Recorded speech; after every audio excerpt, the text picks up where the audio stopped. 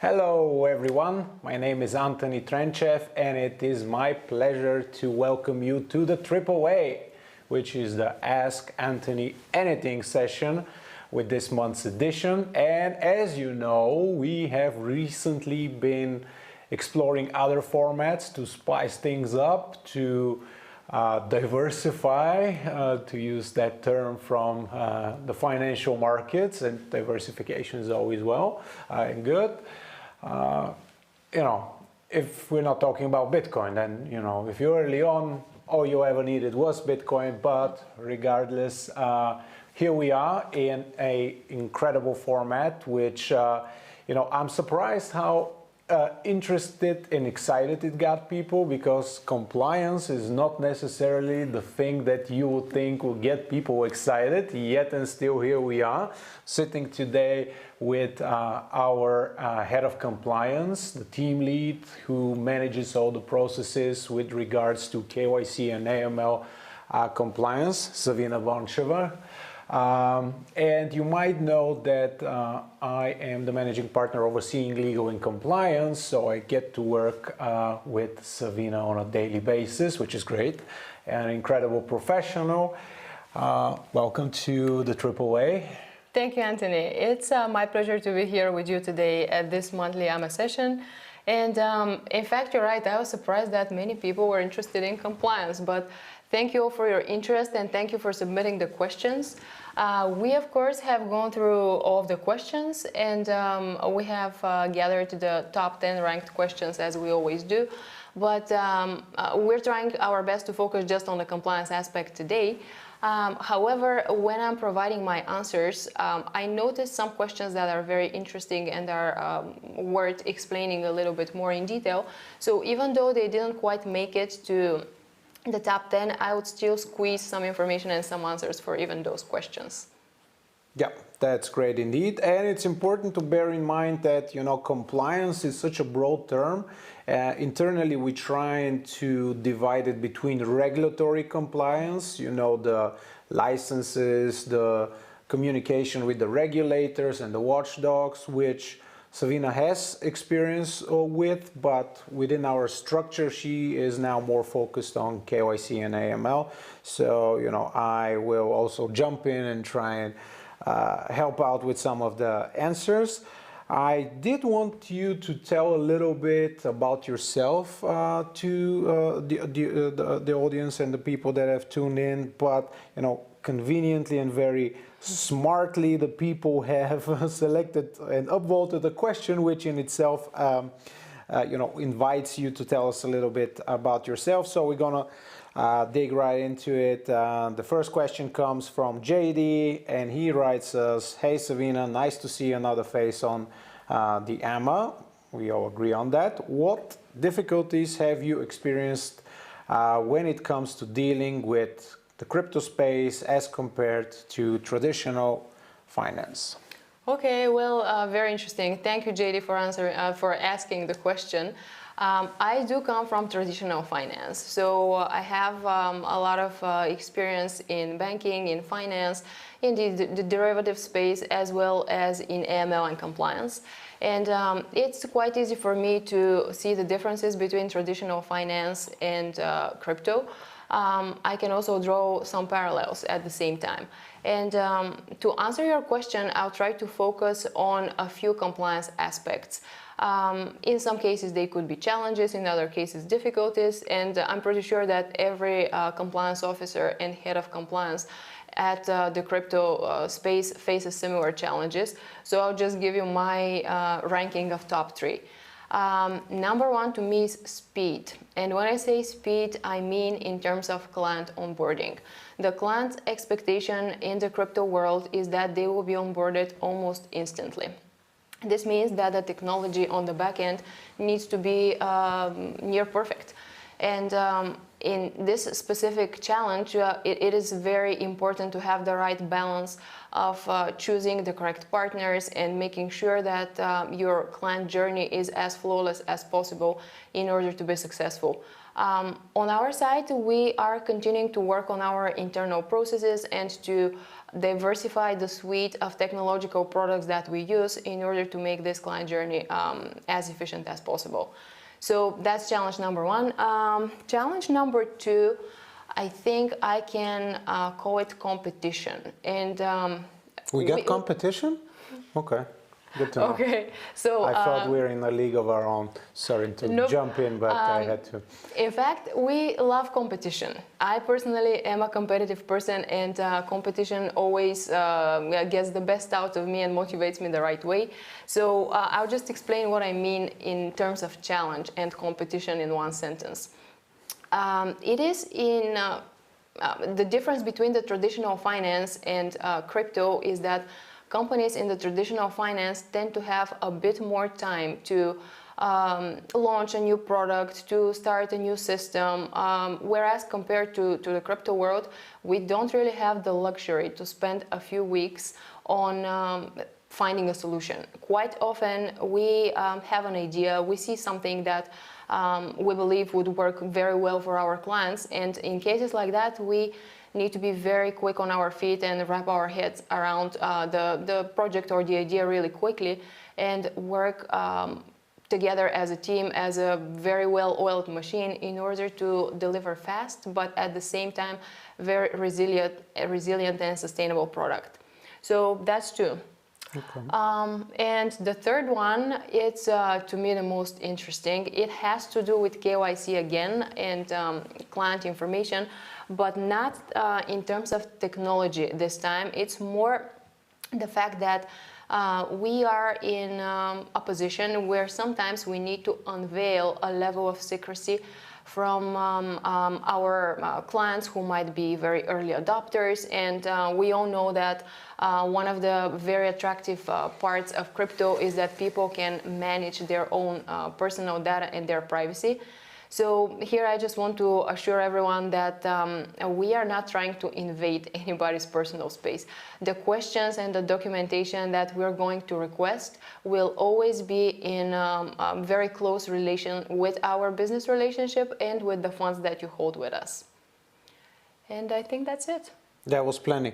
Okay. Yeah, you know, just for our audience's understanding, like while we had the answers up front, we didn't. So to me, what Savina is saying is also news, and I found the first thing she said about speed very, very interesting and very enlightening. And you know, we millennials and Gen Z are a spoiled bunch. We want instant gratification on everything we touch upon. So definitely a challenge, not just for KYC and compliance, but the whole company as such, the entire product.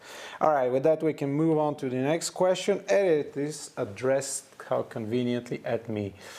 Will the recent buy of a minority stake in a prime broker-dealer have an impact on the short-term compliance in the US and Nexo's new products? Now, this is one of Asks Us Nexo Way of Life, a frequent contributor to the sessions. Now, this is one instance where this is a little bit more about regulatory compliance rather than you know, AML KYC. You know, it's no secret that the regulators are finally taking notice of the crypto space, and they have been more active than the past few years with regards of, you know, curbing everybody's enthusiasm and trying to squeeze that into regulatory frameworks within the confines of the existing laws. It's all out there, you know. It's something that pretty much every company that, whether CeFi or DeFi, will ultimately have to face. So, you know, we have I've talked about this numerous times, on a crusade of license acquisition, and have been doing that for the past 3.5, 4 years. So we are well prepared to tackle the new challenges ahead. And what you saw, this recent acquisition of a broker-dealer or a minority stake acquisition, is the tip of the iceberg, and something that has manifested itself in the past few weeks. But this has been in the works for quite a while, because this is our serious projects and procedures that you have to adhere to.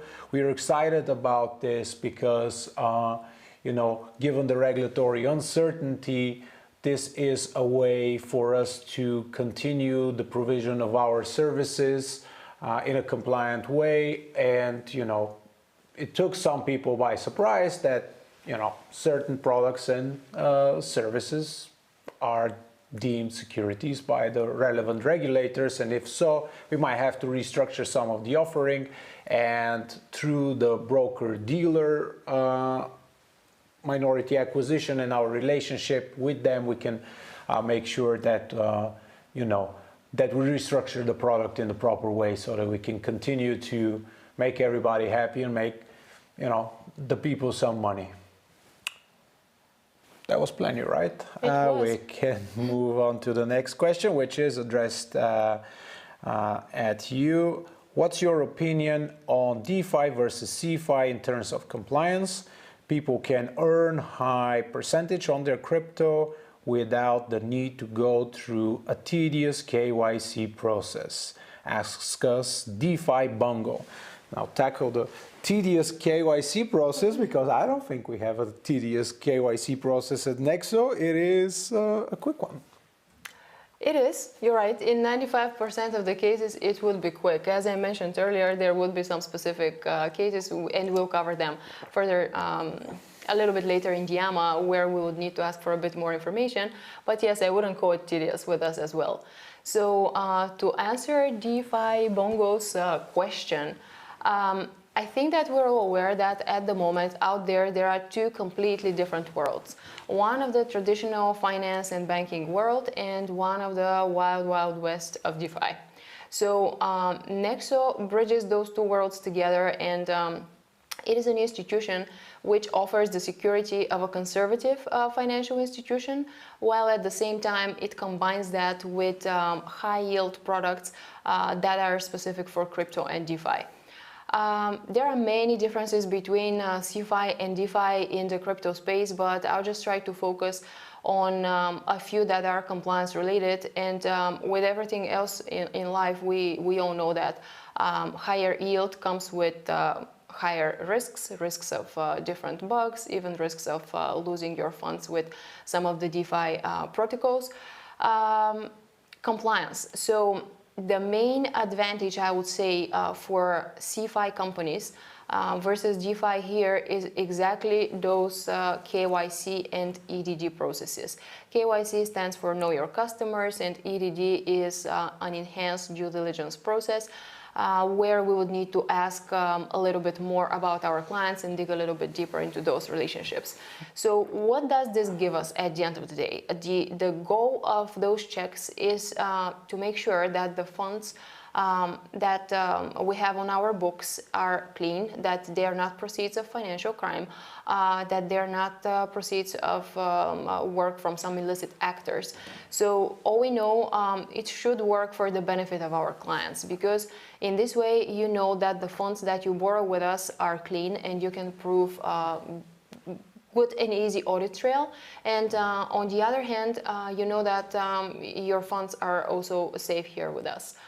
Other than that, there is another big advantage from legal and compliance side, and this is that you have a body to hold accountable. And to me, this means a lot.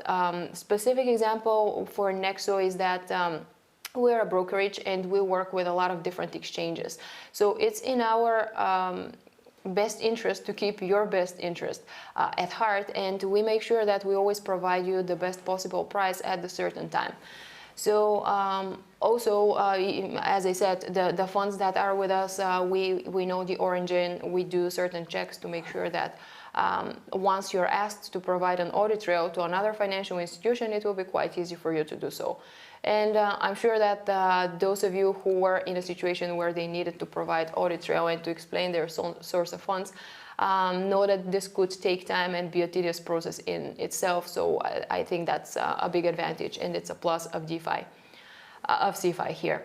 And all of that being said, I think that there are some really good DeFi protocols, and also that many of them will continue to develop.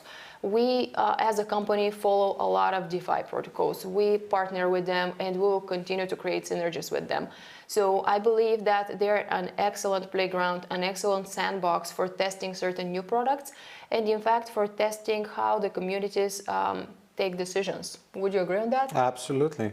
And I just would like to add that, the headlines in terms of regulation and, regulatory concerns have focused on CeFi, but that, almost in the same breath, in the same sentences, Gary Gensler of the SEC, for instance, he is mentioning the DeFi players. I don't know why that doesn't make the headlines, but anyone who thinks that DeFi is immune to regulation and to the same standards that banks and centralized entities are, I think is not getting the message here. It's all going to be the same standards, and you can see some of the DeFi players actually already developing services like this.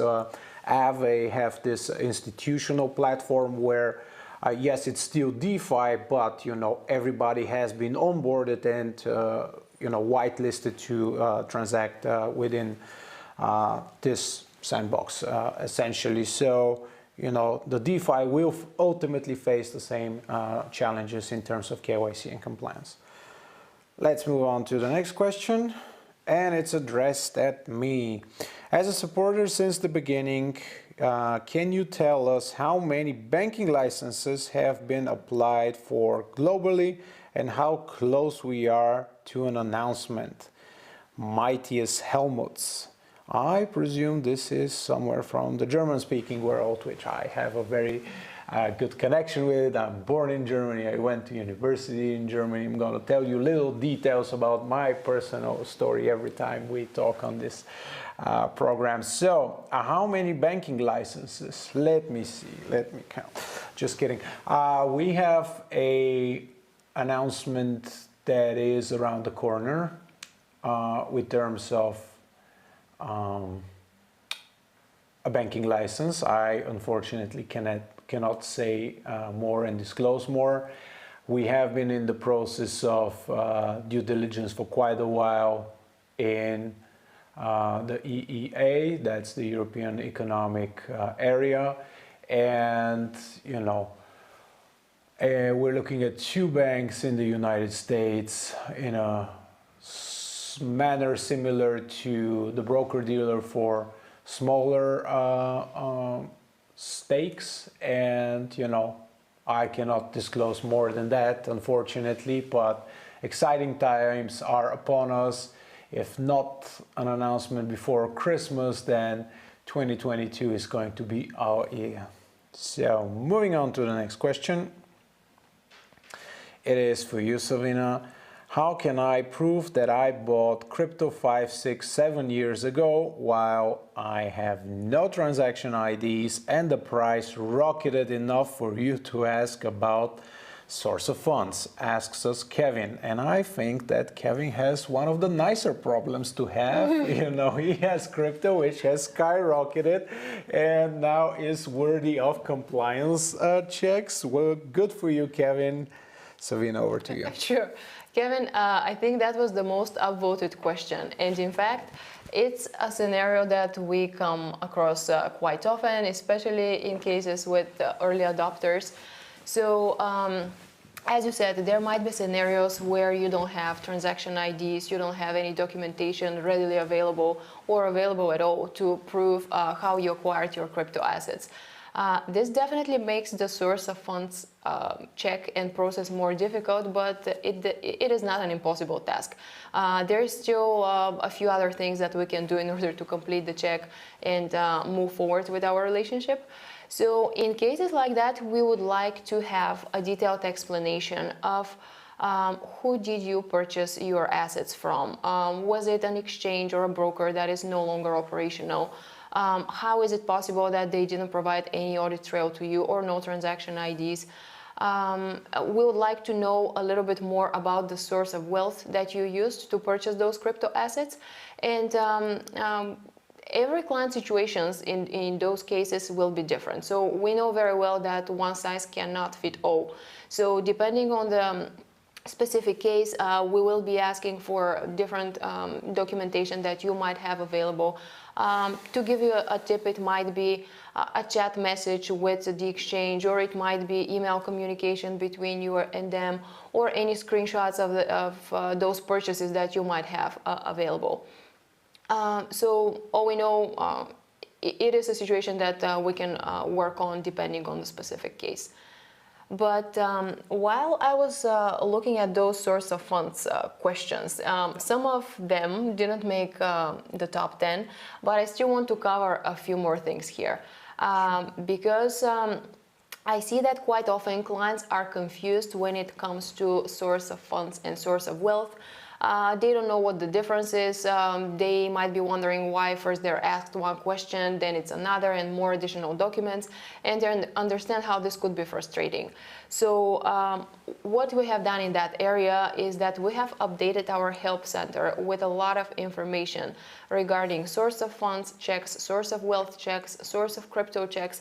The help center explains why all of those checks might be taking place. It goes over the documentation that we would be accepting in different scenarios, and it goes into detail. So we did that because we think that it might cut a lot of unnecessary back and forth between us. So if you are ever in a situation where you're undergoing such a check, please think about this information resource, check the help center. And while we're here, I'll just go over the difference between source of funds and source of wealth. By all means. Indeed, so that we all know what we're talking about. When it comes to source of wealth, you need to answer the question of how you accumulated your wealth. What were the means that you had through the years to accumulate your wealth? One example could be sale of real estate. Another could be investment activity. It could be inheritance. It could be many different things. Source of wealth doesn't have anything to do with where your funds are currently sitting. For example, if you provide us a bank statement showing that you have a certain amount of funds at a certain bank, this doesn't answer the question, although you might be thinking that it does. We're looking to understand how, through the years, you were able to accumulate your wealth. One other possible scenario is really simple. You might have accumulated your wealth through employment, throughout the years, through your paychecks, and that's totally fine as well. When it comes to source of funds, however, we're asking for the specific funds and specific transactions that you have with us. So we would like to know where have the funds been before you transferred them to us.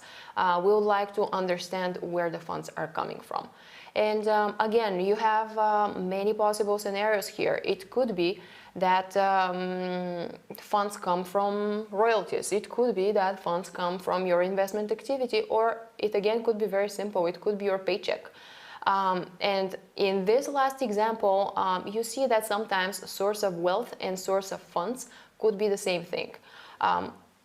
Your paycheck. But in that specific scenario, you need to provide documentation that answers both questions: how you accumulated the wealth and where is the money flow coming from before it reaches Nexo. I think, yeah, that's the main difference. Yeah, just if I might add, I have had some experience with onboarding processes throughout the years by virtue of what I have been doing this past decade. And to me, it's always frustrating when I'm being asked information that they already have. This is extremely annoying. And then being asked the same question, but just rephrased differently. I think this is where the majority of the frustration comes for. They ask you for your name and for your ID. Well, get my name from the ID. Figure it out. So I think what next we're doing is a finer job of making this less tedious and less annoying by being smart about it, by deploying, different third-party services. Savina talked about where the crypto is coming from. Well, we sort of, have the tools to know roughly where the crypto is coming from up front, so that we don't bother you about it. We see through our tools. Yes, it's coming from Binance, so we don't have to ask you where is it coming from. It's clear it's coming from Binance. If it's a mixer or an online casino which was involved in a, I don't know, a scam, or has been blacklisted, then we can ask you the right questions because we have this upfront information, and it's just one of the examples how we're trying to be smart about it. And just from experience, even if you don't have the paperwork, and if it weren't for Nexo, go through the trouble of actually trying to assemble what you have, the screenshots, the chats, the emails, the confirmations, whatever you can get your hands on, because it might not be with Nexo, but believe me, in 3 to 5 years, regardless where you are, you're gonna get asked the same questions. Push come to shove, worse come to worse, when your crypto is worth a couple of $1 million and you want to buy real estate in the south of France, believe me, the bank or the notary, they will want the exact same documents, so better get them up front before you totally lose track of it. I completely agree with that. I think that's an excellent advice, and that's exactly why I was speaking about clean and clear audit trail earlier. Because if you start gathering that information, if you start thinking carefully and strategically about the partners where you invest your money with, it will be much easier for you going forward to collect and provide that information. And before we move on, I think I saw one more question that's worth answering right here. Another frustration that you didn't mention.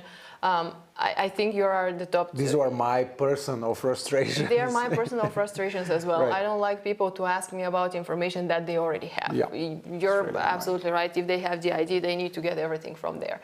So another frustration comes from rare cases where clients have submitted a withdrawal request, but this withdrawal request was not processed because we send them some questions in order to verify the source of their funds.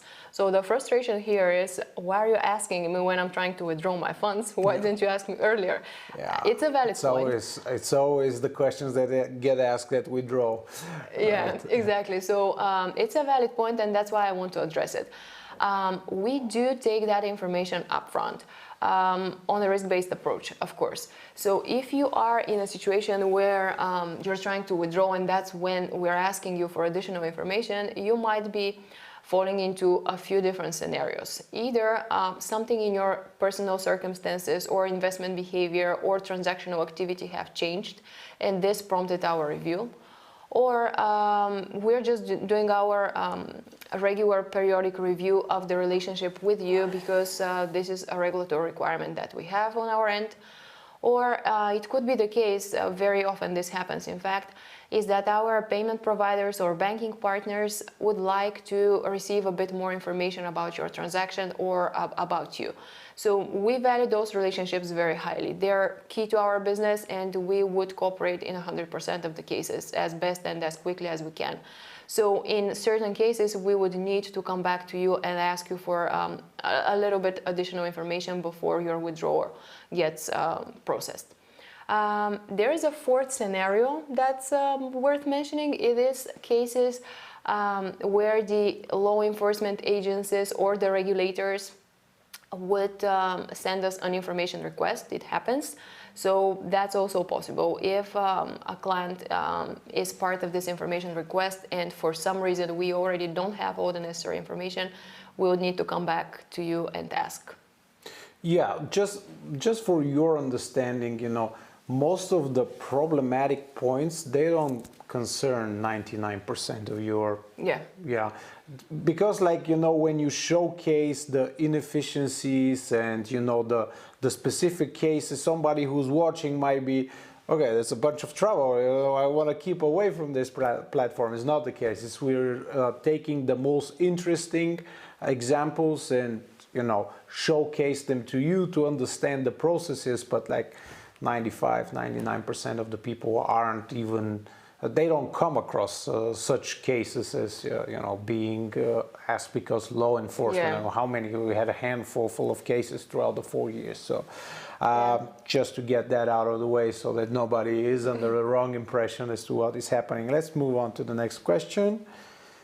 which is, again for Savina, if the government in my country decides they want crypto banned, what will you do to protect my crypto holdings? Asks A, and I can guarantee that's not me anonymously asking you that, but Okay. Go ahead and give an answer. Yeah, okay, it's a broad question. So first of all, I don't think that a country can ban crypto. A country could decide to ban the operation of crypto companies and crypto companies providing services and products to their residents. They can also ban their traditional banking system from transacting with crypto companies or receiving funds from crypto companies. Certainly, they can ban certain products as well. We have seen that. But all we know, this does not change the fact that your crypto is your crypto. They cannot ban that. You continue to be the owner of your crypto assets. Other than that, in the unfortunate event where situations like that occur on a government and on a regulatory level as well, I believe that clients would have fair warning. They'll have plenty of time to make investment decisions and exactly decide and determine the way they want to proceed with their crypto assets. It will not happen with an announcement today and crypto is banned from this country tomorrow. Nexo, we don't have any interest to hold those clients' funds with us. So if we are ever in such a situation, we will do everything in our legal and regulatory powers to assist our clients to continue to operate with their virtual assets. Right, and just a few quick thoughts on my end here. Like, if we take the most extreme example from history which resembles such a situation, it will be the banning of ownership of gold in the 1930s in the United States. I think part of the question refers to such a scenario. But even then, the federal government, they gave people a fair notice. They gave the ability for everybody to convert their gold to dollars. Now, whether that was a good investment is another question, and whether over the long run you wouldn't have been better off in gold is another thing. But it's not like Savina said, it doesn't happen overnight.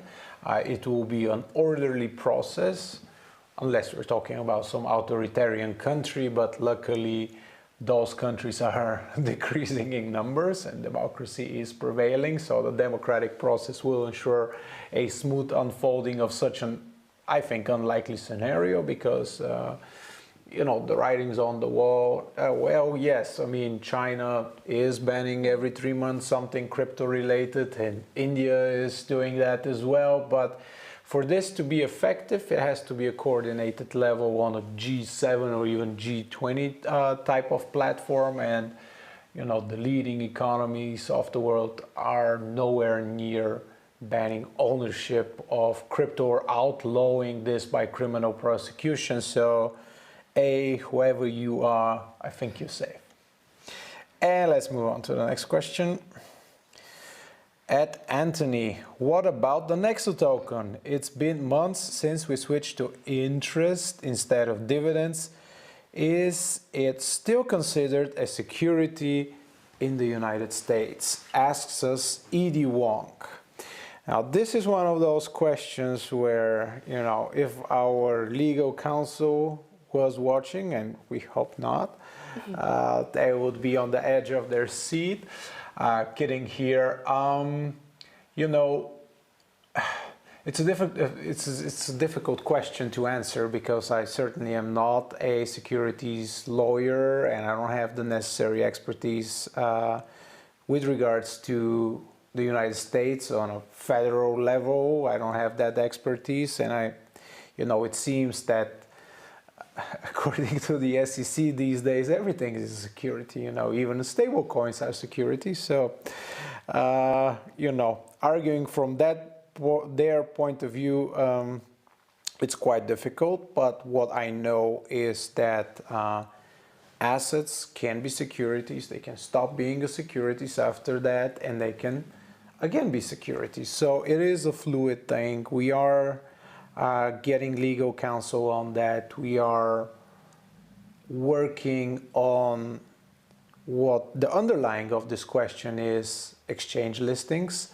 And as soon as we have something to announce, we will definitely do that, and it will be in a manner compliant with securities laws, which means that if you have a tradable instrument and you have proprietary information that is important and affects the price of this instrument, everybody has to get it at the same time. So the way this is usually done is either via conference calls, which are live streamed, or via the distribution of written material, so that everybody gets it at the same time. It's not unfair. It's not fair to have this announced during an Ask Me Anything session, because yes, they're getting more popular, but it's still a few hundred and thousand people and not all the Nexo investors watching, so we can't be disclosing details like this. And with that, we can move on to the next 8th question. It is addressed at Savina. When I'm giving you my salary slips as source of funds, who has access to them and how are they stored? Can everyone at Nexo see the docs? Asks us the Nexo Lord. Okay, Nexo Lord. Rest assured, those documents are only visible to our compliance department. So our data protection team and information security team have put together all the necessary measures in order to have proper access segregation and proper data segregation. On the other hand, our systems are secure to hold customer information, and we in fact are ISO 27001 certified, and this brings us in line with the cybersecurity and cyber information best practices.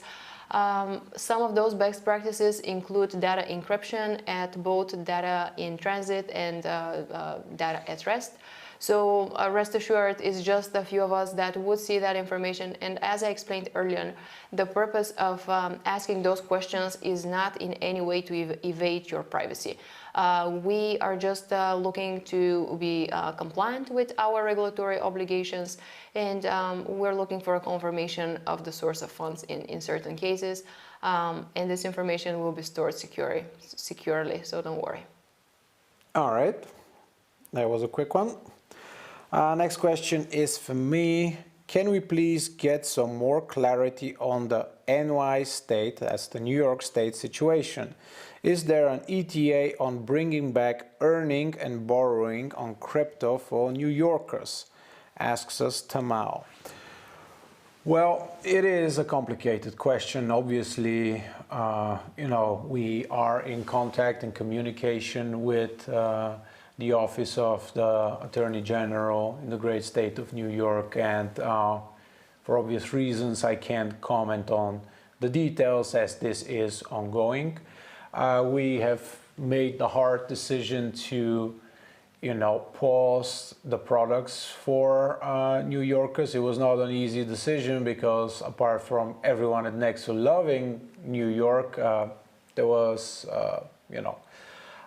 business that we had to discontinue. We don't like offboarding clients, especially since we think that the products and services that we are providing are to everyone's benefit. But be that as it may, this is the current situation. We're working on resolving this as fast as we can. We are getting creative in the sense that we are constantly examining different options as to how to provide our services, whether it's under the provisions of the securities laws and exemptions they might have, whether it's banking partnerships with banking institutions which are allowed to offer the product, and we can synergistically look for solutions, whether it's a broker-dealer license, which we discussed earlier. We're examining all the options, and I can give you my word, we're working around the clock to make sure that